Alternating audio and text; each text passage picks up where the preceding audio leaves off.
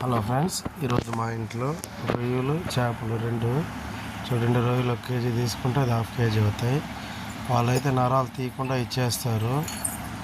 చూడండి, దీంట్లో సన్న వైట్ నరం ఉంది. ఇంకోటి తీస్తా చూడండి. ఆ నరం తీస్తే బాగుంటుంది టేస్ట్. అది కొద్దిగా బాగా అన్ని నరాలు తీసేసినట్టు ఇంకా తీయాల్సినవి. రొయ్యలు కూడా నీట్గా చేస్తే ఎక్సలెంట్గా ఉంటుంది ఫ్రెండ్స్.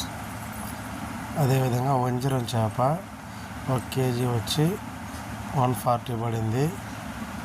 ఎక్కువ ఫుల్సే చేస్తాం మేము, ఫ్రై చేస్తే ఎలా ఉండదో తెలియదు. రొయ్యలైతే గోసు, క్యాబేజీ, కాలీఫ్లవర్ ఇవన్నీ వేసి ఫ్రై చేస్తుంది మా వైపు. చూడండి, పులుసు కాగిన తర్వాత చేపలు వేసి నీట్ అయిపోయిన తర్వాత ఫిష్ పులుసు పీసు రొయ్య అయితే సాఫ్ట్గా చూడండి ఫైనల్గా ఎలా వచ్చింది. టేస్ట్ అయితే బాగుంది ఫ్రెండ్స్.